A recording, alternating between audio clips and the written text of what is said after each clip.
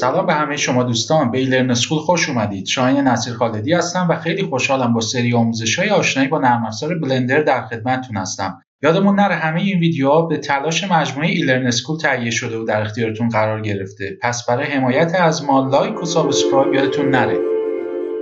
خب تا اینجا کارو پیش بردیم. بریم قسمت تخته‌های پشتی و تخته‌های زیر قایق رو درست بکنیم کشتیمونو، چون دیگه آخراشه دیگه، چیزی نمونده برای اینکه این بدن رو درست بکنیم. بریم سراغ دکلاش رو تموم کنیم. به نظرم این پروژه جزیره ما، چون قبلتر خیلی چیزا رو کار کردیم، خب این کشتی پرکارترین قسمت این داستان بوده، برای همینم هستش که یه مقداری داره زمان میبره. ولی کشتی رو تمام بکنیم دیگه میتونیم کل صحنمون رو چیدمان بکنیم و بریم وارد مراحل بعدیمون بشیم. خب برای این کار خب قرار نیستش خیلی اوضاع رو پیچیده بکنیم، چون خدا رو شکر برخلاف این قسمت های کناری اینا حالت تخت هست و میتونیم خیلی سریعتر اینا رو درست بکنیم. ببینید، یا میتونیم مثل کاری که اینجا کردیم اینا رو سکشن بندی بکنیم و بعد اینا رو بیایم اکسترودش بکنیم، یا این تختایی که بالا آماده هستش ازش استفاده بکنیم. بیایم یه چیزی رو روی این یه تستی با هم بکنیم ببینیم که چه جوری میشه. من اینو میارم بیرون، بعد میخوام برم سراغ اون قضیه که خودمون اینا رو دسته بندی کنیم. مثلا بگیم این ابعاد بدی نیستش، 4 تا مثلا سگمنت بذارم به نظرم جواب میده. بعد از نظر قد و قواره فرض بگیرید یه دونه خط اینجا بذارم. میدونید دارم چی رو نگاه میکنم؟ اینجوری همچین تقسیم بندی های اینطوری داشته باشیم، مثلا اینجا یه تیکه باشه، اینجا یه تیکه باشه. فقط این الان مشکلی که داره اینه که همه چی تکراری میشه. خب این یه ذره مسخره است دیگه. پس بیام اینجا دوباره یه دونه دیگه هم اینجاها بذارم. من میتونم یه ذره با اسلاید ببرمش این ورتر. خب حالا بیایم تقسیم بندی همون انجام بدیم. مثلا این دوتا رو بگیریم، این سه تا رو بگیریم. پس اینجوری یه ذره منطقی تره. یک کم با این فضای بریم جلو، تقسیم بندی همون بهتر میشه. حالا مثلا اینو با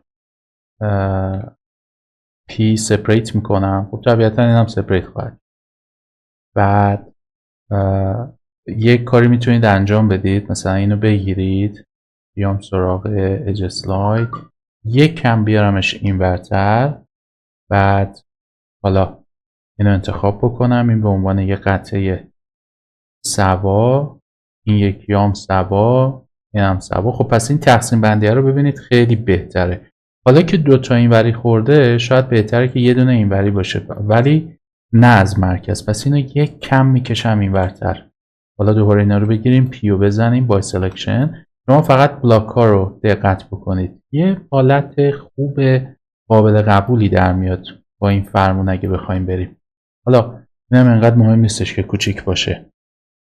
دوباره بیام اینا رو از وسط نصف به نصف بکنم، اون قشنگ جاشه، جواب میده. بعد بیایم اینجا این یکی رو بگیریم با اج اسلاید، یک کم بیارم این ورتر، این یکی رو با اج اسلاید بیارم این ورتر، این یکی رو با اج اسلاید این ورتر. میخوام یه ذره سریعتر پیش برم دیگه. خب حالا اینا رو بگیریم، پیو بزنم، ببینید یکی یکم اومد این ور، پی یکی اومد این طرف، این اینجا، این یه دونه سکشن سواه، دوباره نصف به نصف. بعد این به عنوان یه تیکه الوار بزرگ. فقط این خطه خرابش کرد، ببینید این خرابش کرد، اینو باید درستش بکنیم. این رو بزنم با سلکشن، بیام پایین یکو بزنم، اینو میگم این ذره کج شد، اوضاع رو ریختش به هم. به نظرم بیایم اینو صافش بکنیم. اینجا همینم مثلا جالب نیست دیگه، اینجوری کج شده، ولی اون حالا شیبش کمی، یکی پایینی خیلی زیاد بود. 3 رو بزنم، اینو به عنوان یه سکشن سوا در نظر بگیریم، اینا به عنوان یه سکشن دیگه. برای اینکه قطع بندی ها رو ببینیم سلکتش میکنم. بعد تو این کار تبا بزنیم، مثلا اینا رو تا اینجا بگیرم، پی بای سلکشن، پی خوبه. تا اینجا همه چی داره جواب میده. بعد دوباره نصف به نصف، این هم همینطور، این میندازم اینجا، این هم از این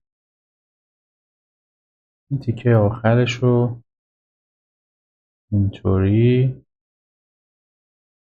این هم از این یه تیکه، این هم یه تیکه. حالا اگر عمل نگاه بکنیم تقسیم بندی خوبه، منطقیه. بعد میره زیر اون قطعات هم قایم میشه.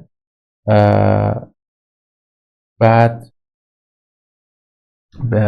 به نتیجه میرسه، یعنی خیلی قاعدتا تر تمیزتر در میاد به نظرم. خب حالا برای اینکه سریع پیش بریم دیگه، بالاخره این بدنه رو با هم ساختیم دیگه، قضیه رو دیدیم. 3 رو میزنم، همه رو میگیرم. یه کاری که نمیدونم انجام داده بودیم نداده بودیم، انقدر که پروژه زیاده وقتایی فراموش هم میشه. میخوام اینا رو اکسترود بکنم، بیسایی که داریم. ببینید من اینا رو میگیرم و موقع اکسترود کردن میتونید بیاید اینجا و بذارید روی individual origins که روی در واقع اوریجین هر کدوم از این سکشن ها عمل بکنه.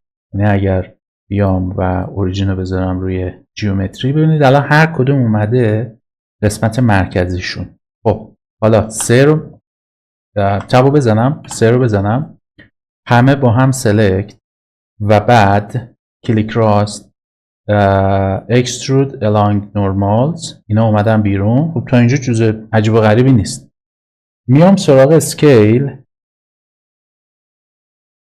خب و بعد توی اسکیل حواسمون باشه این حالا توی لوکال هم هست. من اگر یک کم اینا رو اینجوری کنم، ببینید اینا ایندیویژوالی دارن، یعنی به صورت یونیک تک و تنها دارن اصلا سوا میشن. این چیزیه که خیلی کمکتون میکنه تو مدل سازی اینطوری که سریعتر پیش برید، درگیر نشید تک تک اینا رو دونه دونه دونه بسازید. خب آقا چرا اینجا این کار نکردیم؟ یه ذره اینجا نمیشد واقعا، چون بیس مدلی که داشتیم طبقه طبقه که میخورد، اگه میخواستم این کار رو کنم فکر میکنم ادیتش خیلی بیشتر زمان میبرد. ولی برای این قسمت های کف اینجاها، حتی اینا، حالا اینا رو ما چون الوار رو داشتیم اونجا چیدمان کردیم تموم شد، چون اینجا همه باید به صورت صاف برش میخورد برای خودشون. ولی عرضم به خدمتت که با این فرمونی که بریم برای اینجور جاها خیلی بهتره. ما الان اینو ساختیم، تموم شده دیگه، اصلا کاری با این نداریم، تموم شد همین راحتی.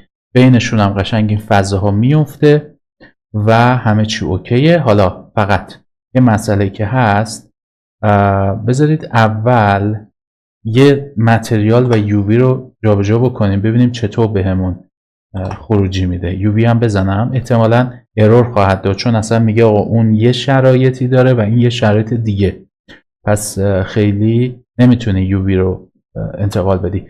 حالا بیام چیکار بکنم؟ بگم اشکالی نداره، شما بیاید این پشتیه رو، اجای پشتی رو از اینجا یه مارکسین بزنیم، اونا رو ببریم. خب حالا کل اینا سلکت، همه با هم سلکت یه دونه. حالا میخوایم آن رپ بکنیم، میخوایم از اسمارت یووی استفاده بکنیم، فرق نمیکنه هر کدومشون که جواب دادن. بیایم یوویش بکنیم، بیام اینجا پنجره‌ام بذارم روی یووی ادیتور، اینی که اینجا هست بچرخونیمش، اسکیل رو یه ذره بزرگ کنم، بیارم اینجاها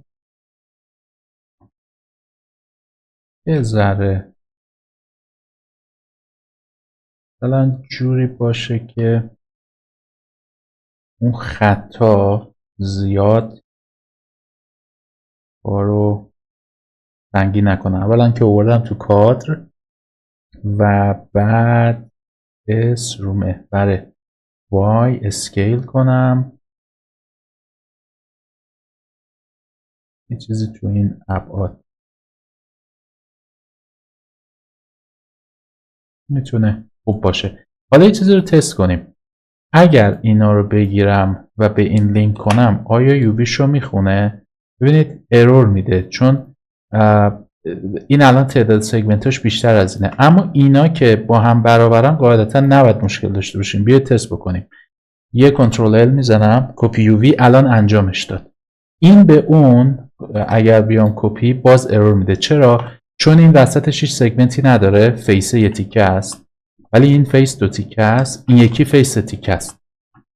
پس یه سه تیکه، یه دونه یه تیکه و یه 2 تیکه رو یووی بکنید دیگه، میتونید اینا رو رندوم بگیرید به بقیه کانکتشون بکنید، هیچ مشکلی هم توشون پیش نمیاد. الان هم یه دونه که درست کردم اون متریالش رو جابجا کنم، کنترل ال، کپی یووی. خب این یه جای کار مشکل داره، یه کارم شاید بشه کرد. بذارید ببینم جواب میده یا نه. یو رو بزنم و اومدم کلا گرفتم آن رپ کردم. الان چون این اتفاق افتاد تو ذهنم زده که چون فقط یه تخته است و جاهای دیگهش خیلی مشخص نیست، شاید این جواب بده. بیاید یه تستی انجام بدیم ببینیم چجوریه. اولا که بذارید چند تا از اینا رو بهش لینک بکنم، لینک متریال. حالا همه اینا رو بگیریم به این کنترل ال، لینک متریال. حالا دوباره کلشون رو سلکت میکنم، اینا جامون، اینا رو بگیریم با شیفت کنترل ال، لینک متریال. حالا همه اینا انتخاب، تب، همه فیس ها سلکت، یو و آن رپ. ببینیم چطور به همون جواب میده. اینا رو بگیرم،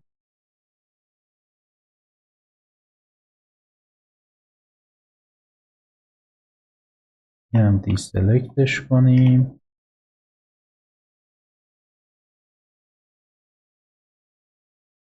یه اتصالی بین اینا هست ولی مشکلی نداره. اینو گرفتم به خاطر اینکه میخوام روتیتش بکنم و در جهت این تخته ها بیارمش. خب حالا با X نمیگم این کار اصولیه ها، ولی میتونه نظر زمانی جلو بندازه. دوباره اینا رو هم بچرخونم رو این محور SX. خب این خیلی پیچیده میشه، پس این جواب نداد. برم سراغ اسمارت یووی ببینم اسمارت یووی چی میگه. اگه همه رو بگیرم اسمارت یووی حالا همراهی بهتر انجام میده. نگاه کنید اسمارت یووی همه رو به یه جهت آورده. اونایی که یه ذره داستان داره رو دستی بیایم جابجاشون بکنیم. اینو ببینید یه ذره میارمش پایین، مثلا این یکی اسکیل تکچر رو بزرگ میکنم، اینم همینطور.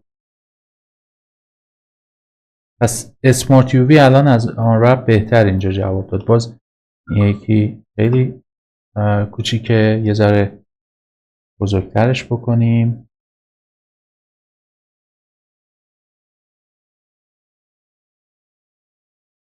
خب این یکی هم باز بگیرم.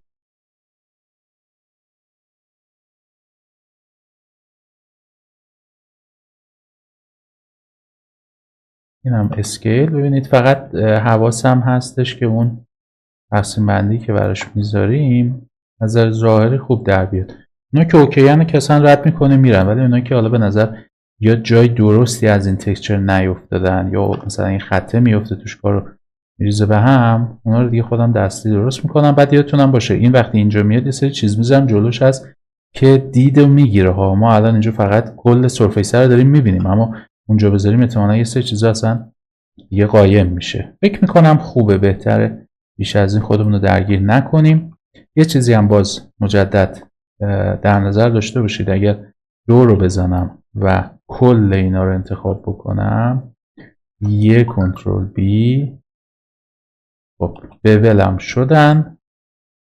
شید اسموت هم میزنم، اصلا ساب دیویژن سرفیس هم براش نمیذارم و اینطوری خیلی بهتر جواب میدن. خب حالا که همه این کار رو انجام دادیم G روی محور X بیاریمشون و اینجا باید به یه نحوی فیکسشون بکنیم. اینم بیاد روی این محور.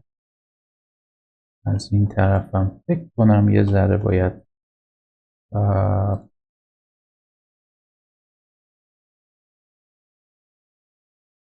از اینجا داخل این چوبه است، اینا رو یکم بدم عقب. نگران سفیده نباشید. این طرفیارم میتونید بیاید کل ورتکساش رو انتخاب کنید. G رو محور X ببرم داخل. احتمالاً فکر میکردید که ساخت این قراره که زمان زیادی ازمون بگیره و خیلی طول بکشه، اما دیدید که چون تخت بود، فلت بود، برای جوجه ها فوق العاده است. خب این سفیده رو پاک نمی‌کنم به خاطر اینکه یادتون باشه گفتم که ما این صفحه ها رو زیر اینا می‌خوایم. الان اینجا هم نگه داشتیم دیگه که اونجا یه سایه چیزی شادو ایجاد بکنه. حالا در نهایت بعداً بهشون متریال و اینا هم خواهیم داد. خب به همین راحتی که می‌بینید این تخته ها ساخته شد. اونجا هم که قرار میگیرن همه چیز اوکیه. باز اگر جایی دیدید که داستانه میتونید چون یووی هست بیاید اینا رو اصلاحشون بکنید. من همچنان اصلاحات نهایی این رو گذاشتم برای آخر سر، یعنی همونطور که قبلا هم چندین بار توضیح داده بودم الان فعلا فقط میخوام این کار رو بسازم. حجم که ساخته بشه مشکلاتمون همه رفت میشه و همه چی اوکی دیگه. اینم نمیخوام. پاکش میکنم و میتونیم این سکشن رو به همین راحتی با این روشی که دیدید جمعش بکنیم. خب در مورد پایین روی قسمت پایینی کشتی یه ذره اینجا برنامه فرق میکنه، یعنی جدا از اینکه الوار میذاریم ببینید این قسمت که مد شکن هست این باید ما ساختیمش ولی اینو باید بولترش بکنیم. به خاطر همین یه ذره قصه داره ساختش، نه اینکه بخواد کار پیچیده بکنه اصلا منظورم این نیستش، ولی یکم باید با دقت بیشتری روی تخته هایی که زیر این میخوایم بذاریم بریم جلو و یکم تایم روش بذاریم. به خاطر همین این جلسه رو همینجا جمعش میکنم. حالا ویدیومون کوتاه‌تر میشه اشکالی هم نداره.